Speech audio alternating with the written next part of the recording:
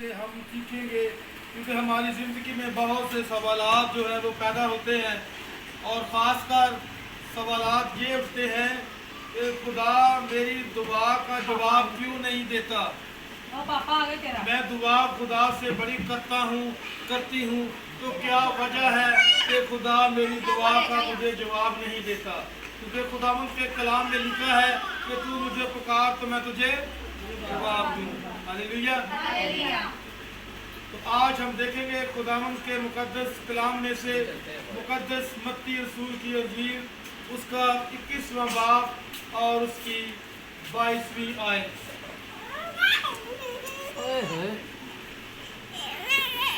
خداوند کے کلام میں کچھ یوں لکھا ہے، اور جو کچھ دعا میں تم ایمان کے ساتھ مانگو گے وہ سب تم کو ملے گا۔ خداوند کا پاک کلام پڑھا اور سنا جانا ہم سبوں کے لیے باعث سے برکت ہو۔ سب تشریف رکھیں۔ اس کلام مقدس میں، اس آیت مبارکہ میں آج جو ہمارے دلوں میں یہ سوال اٹھتا ہے کہ خداوند میری دعا کیوں نہیں سنتا؟ کیا وجہ ہے کہ خدا میری دعا کا مجھے جواب کیوں نہیں دیتا؟ کچھ تو وجوہات ہوں گی جس کی وجہ سے خدا میری دعا پر کان نہیں لگاتا، تو میں کچھ وجوہات آپ کے سامنے بیان کروں گا۔ نمبر 1، ایمان، جیسا کہ ہم نے ابھی خداوند کے کلام میں سے تلاوت میں سنا۔ نمبر 2، شک و شبہات۔ نمبر 3، کردار، تکبر، اختلافات اور اس کی سننا، اور نمبر 10، مسلسل دعا کرنا۔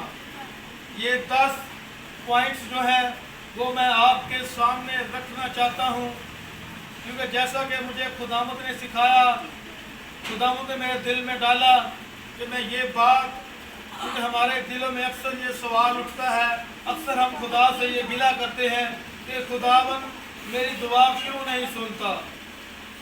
میں بہت جافچانی سے، بہت دلیری سے، بہت جوش سے خداوند سے دعا کرتی ہوں، تو خداوند میری دعا کیوں نہیں سنتا؟ تو میرے عزیزو، جیسا کہ مقدس متی رسول فرماتے ہیں اس کی 21ویں باب اور اس کی 22ویں آیت میں، جیسا کہ ہم نے سنا کہ جو کچھ دعا میں تم ایمان کے ساتھ مانگو گے وہ تم سب کو۔ تو نمبر 1 ہمارا ویک پوائنٹ یہ ہے کہ ہم دعا میں خدا سے مانگتے تو بہت کچھ ہیں، لیکن ہمارا ایمان جو ہوتا ہے وہ پورا نہیں ہوتا۔